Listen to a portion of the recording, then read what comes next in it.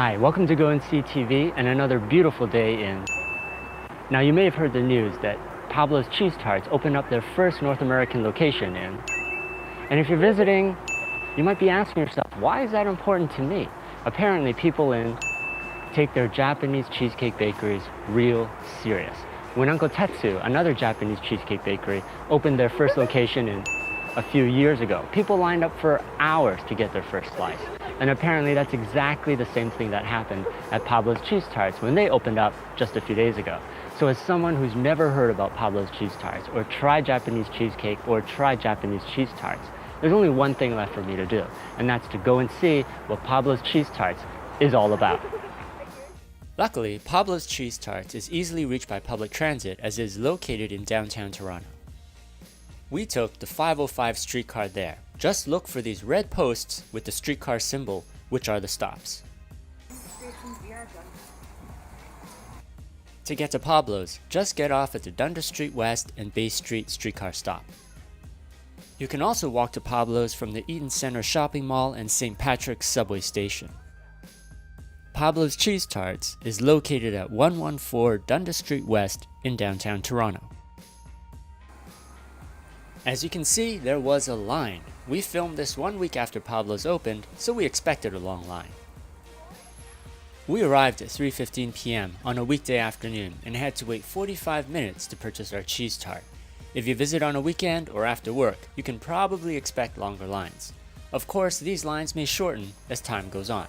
While it's never fun to wait in line, it did move consistently, and staff came out to tell patrons about the menu, so everyone knew what they wanted when they reached the cashier to order. Once you make it into the store, you get a first-hand view of the staff making Pablo's Cheese Tarts. If you're already hungry like we were, watching them will definitely make your mouth water. And finally, we got to order our classic Pablo's Cheese Tart.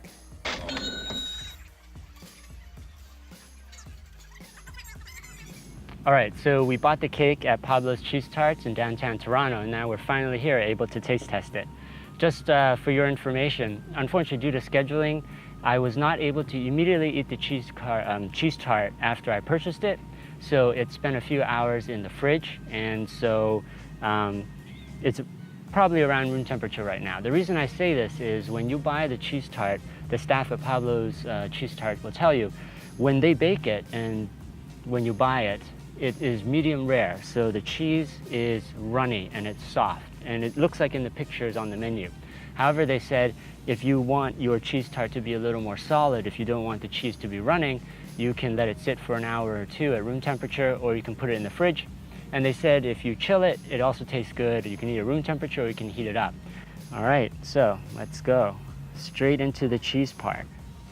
Yeah, it looks pretty firm right now, and I don't know, actually it kind of looks like a quiche. I don't know if you can see from the cake cam.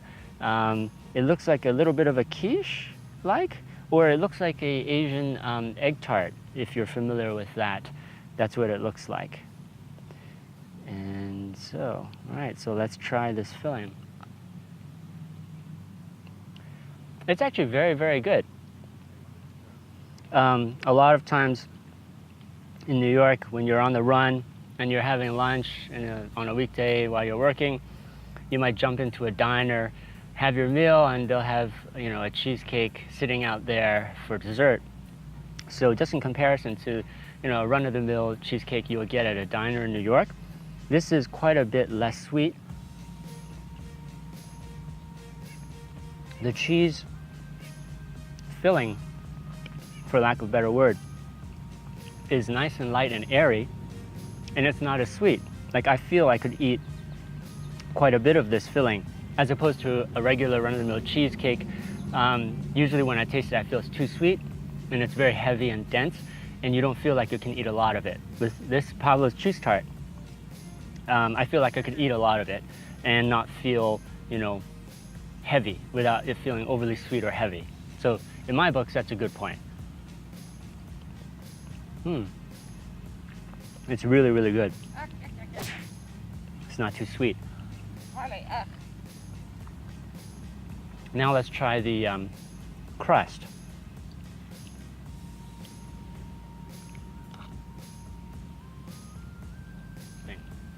The crust is pretty neutral in flavor.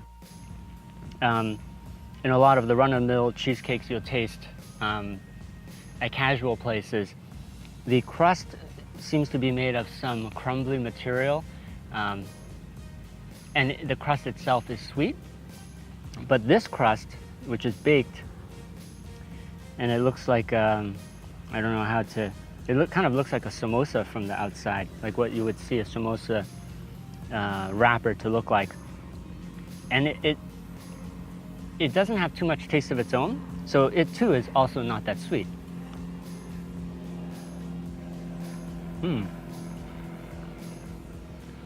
Yeah, so the crust is really nice. None of this is overpowering. So I think for people who either may not have much experience with cheesecake or cheese tarts, and what they've tasted, whether it's a cheesecake or cheese tart that's been overly sweet, and they might have been turned off by that, I think you will really enjoy this because the cheese is not that sweet and the crust is not that overpowering either. And the texture is nice. It's not crumbly, it's not dry. I think that's in a lot of cases you run into that dry crust problem with cheesecake.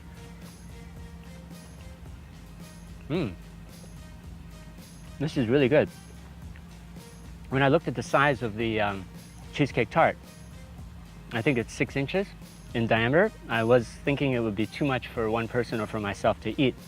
But since it tastes so light, you could finish it in one go. I'm not sure if you should, but you definitely could. I feel like I could finish this in one go.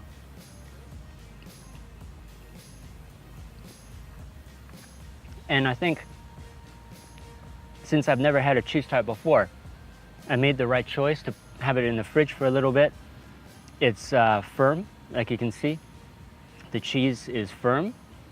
Because I think if you never had this before, if it had a runny consistency, the texture might put you off. But since this is my first time having it and having it firm, I'm now familiar with the taste and texture. And maybe next time I would try it, what they called at the store, medium rare, when the cheese was still runny. From this, my first time experience with Pablo's Cheese Tarts in Toronto, I would definitely give it 2 thumbs up. Now there's 2 things you might want to think about before you head down to Pablo's. Number 1, at this point at least, from what I understand, you can only buy a whole cheese tart if you want to take it to go.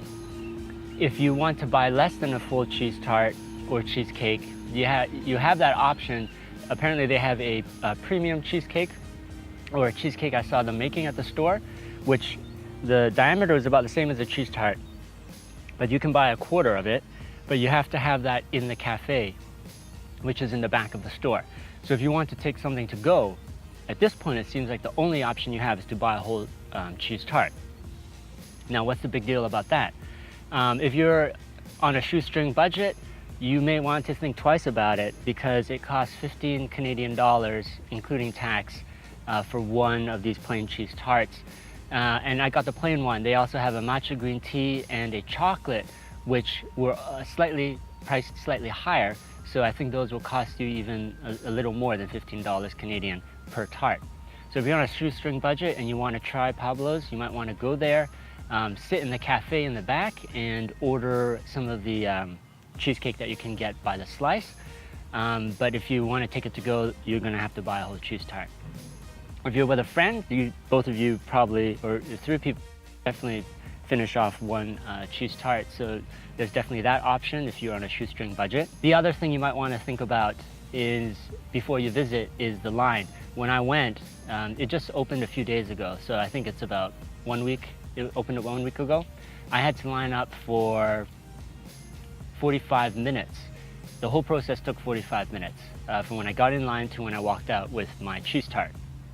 Now you could say those lines should shorten up as Pablo's remains open, but those lines may not shorten because there may be a cap as to how many of these cheese tarts it can make an hour. So you may still need to line up a little bit even if you go to the store a year from now. So that's something to keep in mind.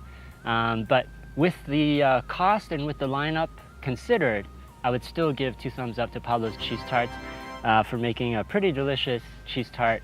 And as someone who's never experienced before, I'm glad I did go to Pablo's Cheese Tarts and wait in line and get a cheese tart. So now that we've shown you Pablo's Cheese Tarts, the only thing left for you to do is to go and see it for yourself. Thank you for watching. If you found this video useful, please like it. If you want to see more videos featuring Toronto, please hit that subscribe button. As always, thank you for watching, and I'll catch you in the next video.